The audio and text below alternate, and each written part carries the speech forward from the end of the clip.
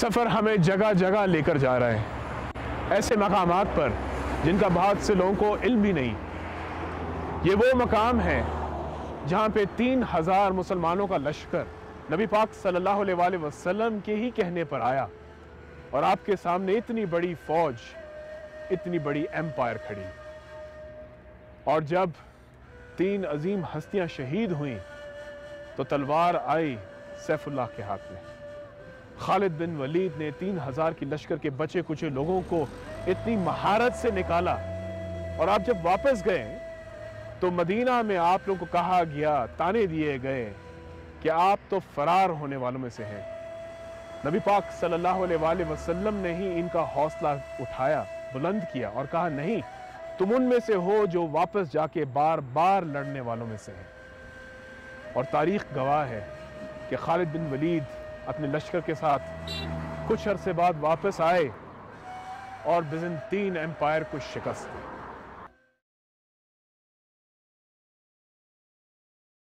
بے شک اللہ نے مسلمانوں سے ان کی جانیں اور ان کے مال اس بدلے میں خرید لیے کہ ان کے لیے جنت ہے۔ وہ اللہ کی راہ میں جہاد کرتے ہیں تو قتل کرتے ہیں اور شہید ہوتے ہیں، یہ اس کے ذمے کرم پر سچا وعدہ ہے۔ توریت اور انجیل اور قرآن میں، اور اللہ سے زیادہ اپنے وعدے کو پورا کرنے والا کون ہے؟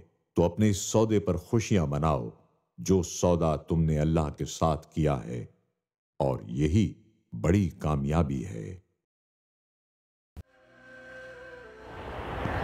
موتا کا مقام تصور کریں، یہیں کہیں مسلمان فوج تھی اور ایک بہت ہی بڑی بیزنطین لشکر کے سامنے ڈٹ کے کھڑی ہوئی تھی۔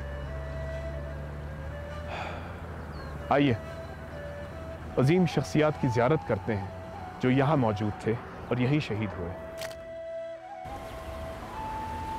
ہم اردن کے اس تاریخی مقام پہ موجود ہیں جس کا نام موتا ہے۔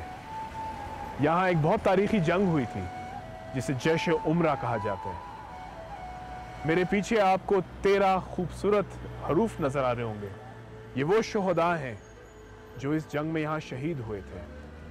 آئیے اس کی زیارت کراتا ہوں۔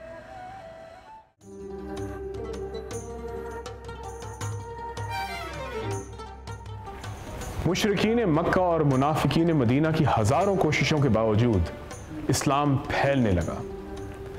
7 ہجری کو آپ نبی پاک صلی اللہ علیہ وآلہ وسلم نے مختلف صحابہ کرام کو ذمہ داری دی اور کہا کہ اب یہ پیغام مختلف ممالکوں میں خطوط کے ذریعے ایک تبلیغ کی جائے، مختلف سلطان، بادشاہت اور گورنرز کو یہ پیغام پہنچائے۔ سن 8 ہجری میں نبی پاک صلی اللہ علیہ وسلم نے اپنے غلام خادم کو باقاعدہ طور پر قیصر روم کے پاس اپنا خط لکھ کر روانہ کیا اور اپنا پیغام روانہ کیا۔ جب نبی پاک صلی اللہ علیہ وسلم کا قاصد نبی پاک صلی اللہ علیہ وسلم کا خط لے کر قیصر روم کی طرف آ رہا تھا تو بصرہ کے مقام پر جو بصرہ کا گورنر تھا شرحبیل، جو قیصر روم کی جانب سے نافذ تھا، اس نے نبی پاک صلی اللہ علیہ وسلم کے اس قاصد کو شہید کر دیا۔ یہ بڑی بری رسم تھی کہ اختلاف کے باوجود اپنے مخالف کے قاصد کو قتل کر دینا یہ ہر دور کے اندر معیوب رہا۔ یہ خبر جب نبی پاک صلی اللہ علیہ وسلم کو پہنچی تو نبی پاک صلی اللہ علیہ وسلم کو بہت دکھ ہوا اور آپ نے 3000 کا لشکر تیار کر کے قیصر روم کی طرف روانہ کیا۔ ان صحابہ کرام میں ایک صحابہ کرام تھے حارث بن عمیر۔ آپ کو ذمہ داری دی گئی کہ آپ بصرہ کے گورنر کو یہ تبلیغی خط پہنچائیں۔ راستے میں حارث بن عمیر اس علاقے میں ٹھہرے، موتا۔ یہاں کا جو بیزنطین یعنی کہ بیزنٹائن سرکار کا جو نمائندہ تھا، جو گورنر تھا، شرحبیل بن عمر، اس نے بہت ہی بے رحمی سے آپ کو شہید کیا، قتل کیا۔ یہ جو آج بھی روایت ہے کہ دنیا بھر میں جسے عالمی سطح پہ ڈپلومیٹک امیونٹی کہتے ہیں کہ جو بھی سفیر ہو اس کی بہت احترام اور بہت عزت کی جاتی ہے، جان و مال کی، حتیٰ کہ سمجھیں کہ اگر کسی سفیر کو آپ نے کچھ کہا ہے یا کچھ زخم پہنچائے ہیں یا اس کو مارا ہے تو آپ نے جس ملک یا جس لوگوں کا وہ سفیر تھا انہی کو آپ نے مارا ہو۔ اب یہ سلسلہ آگے نہیں جانا چاہیے تھا، کیونکہ اگر یہ سلسلہ شروع ہو جاتا تو اس کی کوئی انتہا نہ ہوتی۔ آپ نبی پاک صلی اللہ علیہ وآلہ وسلم نے فیصلہ کیا کہ 3000 لوگوں پہ مشتمل ایک لشکر بھیجا جائے تاکہ اس کو یہیں روکا جائے۔ اس لشکر کے علم بردار جو تھے وہ حضرت زید بن حارثہ تھے، اور یہ بھی کہا گیا کہ اگر زید بن حارثہ خدا نخواستہ شہید ہو جائیں تو دوسرے نمبر پہ ہوں گے جعفر بن ابی طالب، اور اگر وہ بھی شہید ہو گئے تو تیسرے پہ ہوں گے عبداللہ بن رواحہ۔ اور اس لشکر کی سب سے بڑی بات یہ ہے کہ اس میں سرکار علیہ السلام نے ایک اس شخص کو متعین کیا جو بدر کے اندر بھی اپنی شجاعت، اپنے اخلاص اور نبی پاک صلی اللہ علیہ وسلم کی غلامی کا حق ادا کر چکے تھے۔ میری مراد حضرت زید بن حارثہ۔ جب یہ قافلہ جا رہا تھا قیصر روم کی طرف تو نبی پاک صلی اللہ علیہ وسلم نے پہلے یہ وصیت فرما دی تھی کہ 3 شخصوں کے بارے میں، زید بن حارثہ، حضرت جعفر ابی طیار رضی اللہ تعالی عنہ اور حضرت عبداللہ بن رواحہ، نبی پاک نے خود فرما دیا تھا کہ جب جھنڈا سب سے پہلے زید بن حارثہ لیں گے اور اپنے معاملات کو آگے لے کر چلیں گے۔ قافلہ جب وہاں سے روانہ ہوا اور موتا کے مقام پر قیصر روم کی 1 لاکھ سے زیادہ کی فوج کے ساتھ جب یہ معرکہ ہوا تو اس میں سرکار دو عالم صلی اللہ علیہ وسلم کے متعدد صحابہ نے اللہ رب العالمین کے اس احکام کی تکمیل کی اور اپنا مال اور اپنی جان اللہ کی راہ میں قربان کر کے جنت کو کمایا۔ مدینہ سے 3000 کا لشکر یہاں کے لیے بڑھا اور قریبی علاقہ مان میں جا کے رکا۔ وہاں جا کے ان کو خبر ملی کہ بیزنطیک بادشاہ ہرقل نے ایک بہت ہی بڑی فوج ان کے انتظار کے لیے کھڑی کی ہوئی تھی۔ چند ریسرچرز کے مطابق ان کی تعداد 1 لاکھ تک چلی جاتی ہے۔ چند یہ بھی کہتے ہیں کہ موجودہ نصرانی جو تھے وہ بھی ان کے ساتھ آئے اور تقریباً 2 لاکھ تک چلے گئے۔ تعداد جو بھی ہو، اتنا ضرور ہے کہ 3000 کے لشکر کے سامنے بہت ہی بڑی تعداد تھی۔ مسلمانوں نے پھر سوچا کہ کیا کیا جائے۔ واپس جانا تو ممکن نہیں تھا۔ کیا ہم ان کا ایک چھٹی کا دن ہے اس دن حملہ کریں، یا پھر ہم مدینہ سے مزید لشکر میں لوگ لے کے آئیں؟ اس موقع پہ زید بن حارثہ نے ایک بہت ہی یادگار بات کی۔ انہوں نے کہا ہم مسلمان ہیں، ہمارا شیوا ہی الگ ہے، یا تو ہم جیت جائیں گے یا پھر جیت جائیں گے۔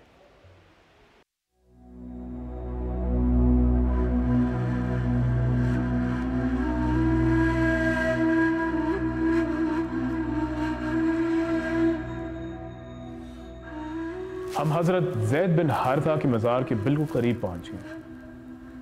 ان کی زیارت کرانے سے پہلے میں چاہوں گا کہ ہم سب جان جائیں یہ کون سی ہستی ہے جن سے ہم ملنے جا رہے ہیں۔ صحابہ کرام میں سے یہ واحد ہے جن کا نام قرآن مجید میں درج ہے۔ زید بن حارثہ ایک غلام کا نام تھا۔ بہت ہی کم عمر میں آپ کو زبردستی غلام بنا دیا گیا۔ جو وقت گزرا آپ خریدے گئے، بیچے گئے، کرتے کراتے آپ حضرت خدیجہ رضی اللہ تعالیٰ عنہا کے غلام بنے۔ حضرت خدیجہ کا جب محمد صلی اللہ علیہ وآلہ وسلم کے ساتھ نکاح ہوا تو زید بن حارثہ ان کے پاس چلے گئے۔ ان کے اصل والدین ان تک مکہ پہنچ گئے اور نبی پاک صلی اللہ علیہ وآلہ وسلم کو بھاری رقم دی اور کہا کہ ہمارے بچے کو آزاد کر دیں۔ آپ حضور صلی اللہ علیہ وآلہ وسلم نے کہا مجھے پیسے نہیں چاہیے، یہ تمہارے اصل والدین ہیں، زید تم ان کے پاس واپس جاؤ۔ تو حضرت زید رضی اللہ تعالیٰ عنہ کہتے ہیں اے محمد تم پر میرے والدین بھی قربان۔ اس محبت، اس شفقت کو دیکھتے ہوئے آپ نبی پاک صلی اللہ علیہ وآلہ وسلم نے ان کا ہاتھ تھاما، کعبے کے سامنے گئے، ہاتھ اٹھایا اور کہا کہ آج سے یہ زید بن محمد ہے۔ گویا کہ آپ نے ان کو گود لے لیا۔ یہ وہی ہے جب محمد صلی اللہ علیہ وآلہ وسلم پہ بہت مشکل وقت آیا، عمل حزن، کہ حضرت خدیجہ بھی فوت ہو گئی، آپ کے پیارے چاچا وہ بھی فوت ہو گئے۔ تو طائف تبلیغ کرنے کے لیے بھی زید بن حریثہ ہی ساتھ گئے تھے، یہی ان کے ساتھ تھے جب طائف کے لوگوں نے پتھر مار مار کے ان دونوں کو زخمی کیا۔ اور اب اسی مقام پر یہی علم بردار تھے اس لشکر کے، اور یہی تھے جو اتنے بڑے لشکر کے سامنے اپنے یادگار الفاظ سے لے کر آگے بڑھے، جذبہ بڑھایا مسلمانوں کا، شہادت کا، اور سب سے پہلے آپ ہی شہید ہوئے۔ آئیے انہیں سلام۔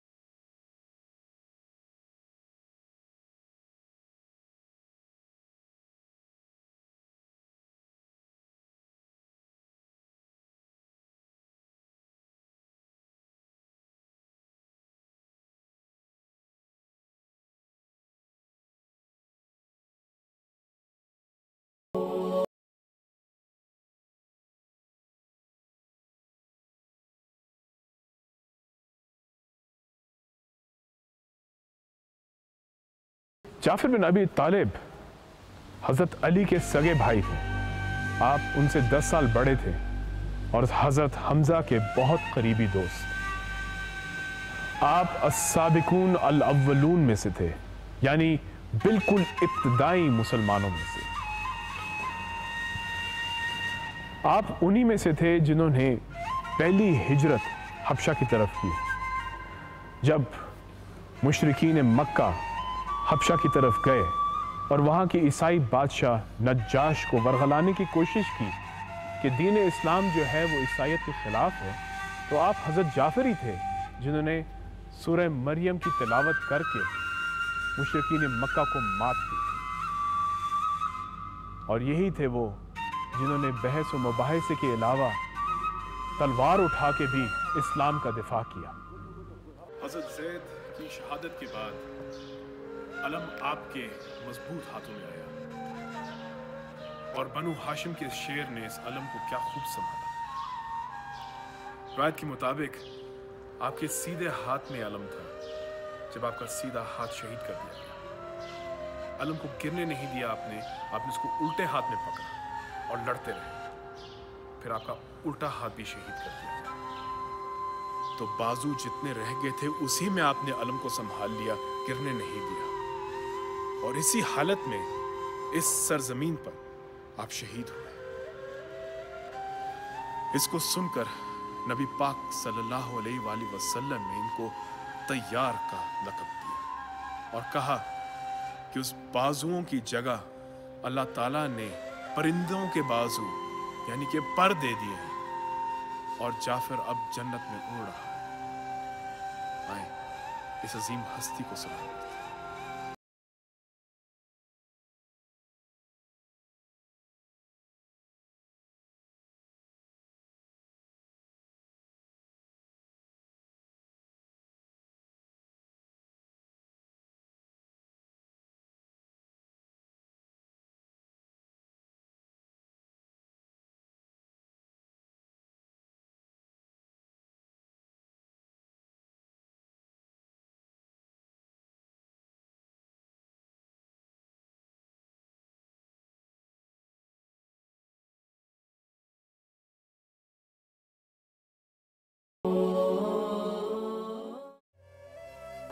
مسجد نبوی کی تعمیر ہو رہی ہے۔ آپ نبی پاک صلی اللہ علیہ وآلہ وسلم اپنے ہی مبارک ہاتھوں سے گاڑے کو بنا رہے ہیں اور اسے تعمیر کر رہے ہیں، اور آپ کے ہونٹ مبارک سے الفاظ نکل رہے ہیں، اے اللہ اجر تو آخر میں ہے لیکن مہاجرین اور انصار پہ اپنی رحمت فرما۔ یہ بول تو آپ رہے ہیں لیکن الفاظ ہیں عبداللہ بن رواحہ کے۔ یہ وہ شخصیت ہے جنہوں نے مسلمانوں کو بہت خوبصورت الفاظ بھی دیے اور آج اسی میدان پہ خون دینے کے لیے تیار تھے۔ آپ نبی پاک صلی اللہ علیہ وآلہ وسلم کی وصیت کے مطابق دونوں شہادتوں کے بعد آپ نے علم اٹھایا اور اسے اٹھاتے ہوئے شہید ہوئے۔ آئیے